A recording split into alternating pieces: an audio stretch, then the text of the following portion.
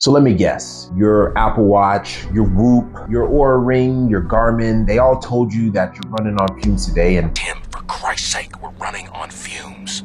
now you're questioning every decision that got you to this point. Or maybe your device told you you're at 98% recovered, but you feel like a semi-truck ran you over twice. Let's talk about it.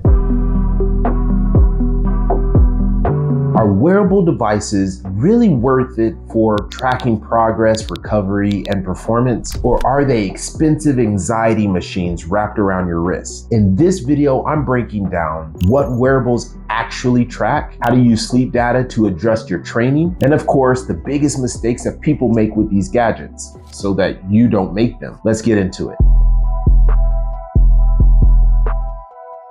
First things first, these devices track a lot of cool information and numbers, but what do they actually mean to you? They measure things like heart rate variability, or HRV for short. This is considered the holy grail of recovery data. Higher is better, but don't freak out if that number fluctuates. Resting heart rate, or RHR, and the lower this number is usually a good sign. Sleep stages, because you're probably not getting enough sleep. And the last piece of data is usually a strain score or some kind of readiness number. And all this tells you is if you should go and crush it on leg day or if you should stay in bed. Okay, so you've got all this data, but what do you actually do with it? I will do something magical. A lot of these pieces of data are aimed to show you how well you're recovering. So if your HRV number is lower than usual, it might indicate you need to focus a little bit more on recovery. If it's higher, that means you're ready to go out there and conquer the world, or at least your workout. Resting heart rate trends. If your RHR spikes overnight, it could be a sign that you're overtraining and under recovering, or maybe you've just had too many drinks last night. Sleep scores. If you are sleeping like trash, well, probably don't go and try for a PR on deadlifts today.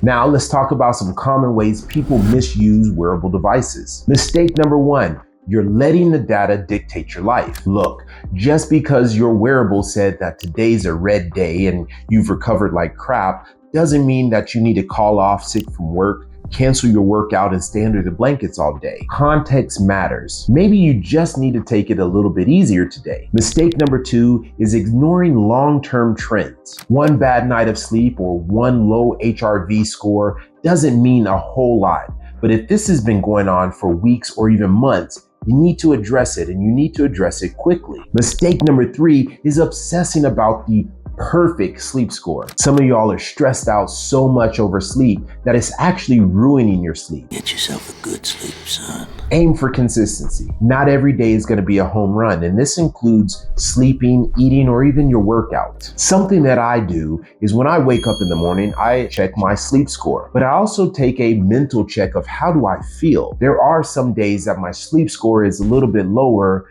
and I feel great. Or other days when I feel like, oh man, today's gonna be a rough day, even though my wearable told me, get ready for fireworks.